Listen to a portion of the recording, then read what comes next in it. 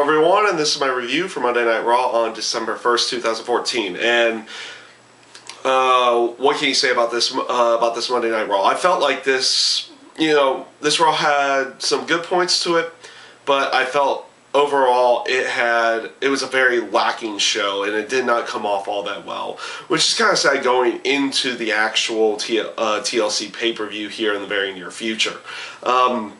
The opening segment which had John Cena, the anonymous Raw general manager, which in the end I did not like what they did with the anonymous Raw general manager this week at all. Basically, he was there for the first segment, and then they did nothing with him. It was pretty much, and if you remember the storyline from about 2 years ago, the last time they did the computer Raw general manager, they revealed it to be Hornswoggle, and they just really did nothing with it this week. So it was kind of pointless, really, to even have it there. I mean, he made the match with Seth Rollins. You have him make the match with Seth Rollins and John Cena, make it a tables match, and if Cena and now they're adding the step if Cena loses, he loses his #1 contendership. I like that aspect towards that feud between Cena and Seth, mainly because it adds a little bit more intrigue to the match itself. Okay, now if Cena loses, he has the potential of losing something in this case, and we'll see if they have to try to add something for Seth Rollins here in the near future as well. So that aspect of it I did like. Eventually it led to the melee where you had Ryback out there, Dolph Ziggler out there, Eric Rowan out there, Big Show out there, Luke Harper, and all the others, Kane and Seth Rollins, and of course the Noble and Mercury of Seth's security.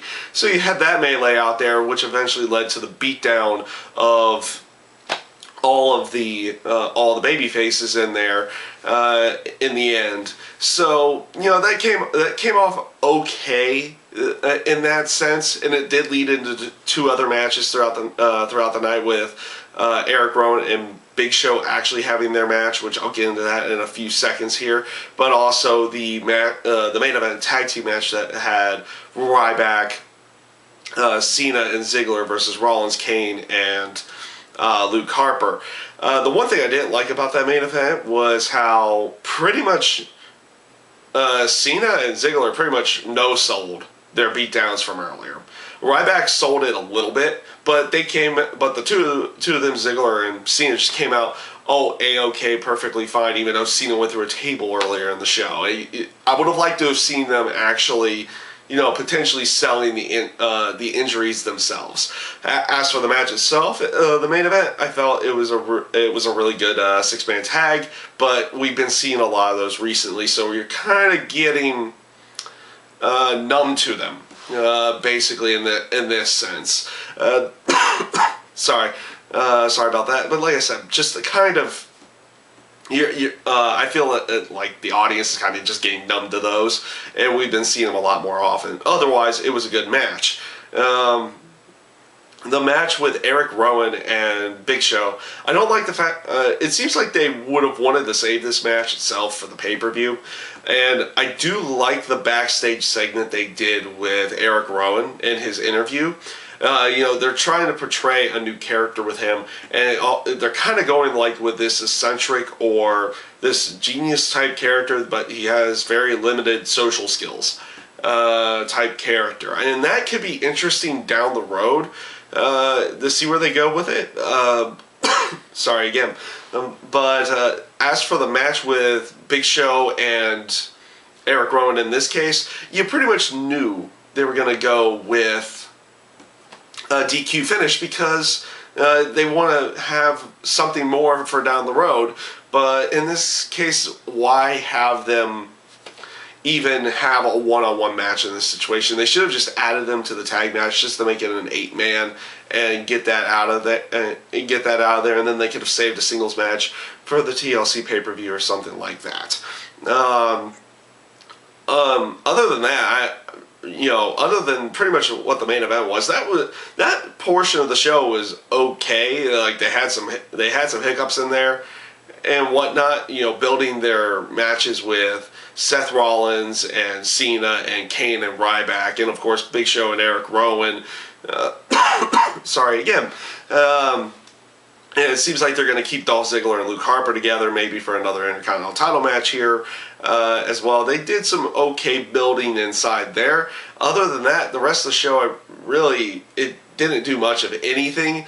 Outside of the Tag Team Turmoil match, I did like that match right at the beginning of the show. The fact that they were having the whole Kofi Kingston, Xavier Woods, Big E Langston new tag team called the New Day debuting on Raw, and instead of giving them the typical okay they're new, we got to put them over in some way, shape, or form, and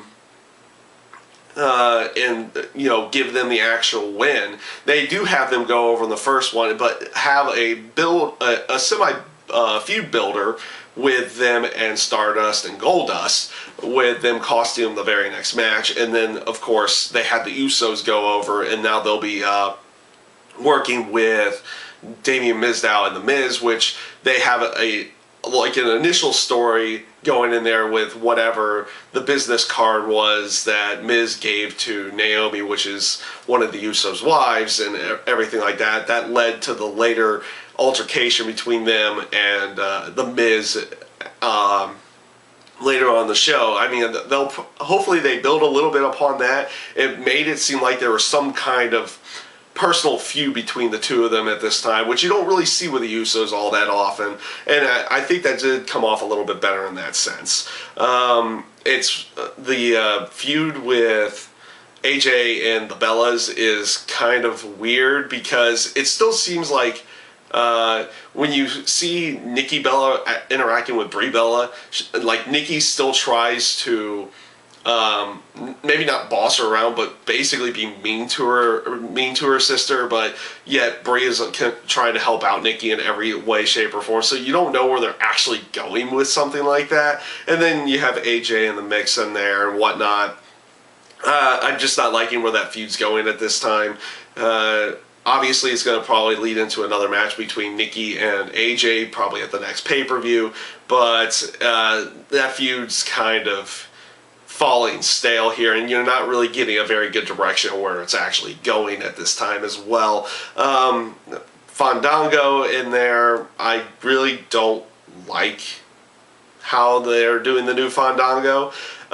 Maybe that's just because Rosa can't dance in any way, from what I can tell. I'm not maybe the best judge of someone who can dance, but I don't think Rosa is a very good one in that sense. I've never really gotten behind the Fandango character to begin with, and it really didn't show much of anything because they used Fandango's thing to build the Rusev Jack Swagger match again. So in that sense, why are they having Rusev going up against Jack Swagger again?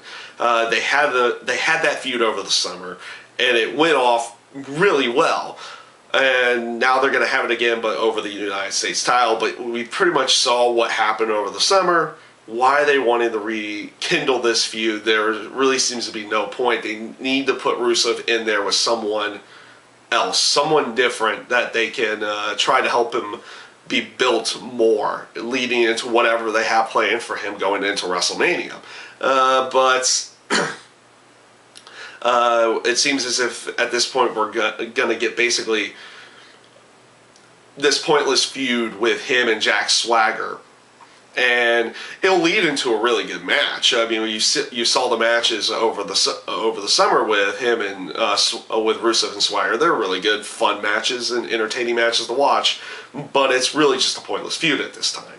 So overall, like I said, I felt Raw was very lacking this week.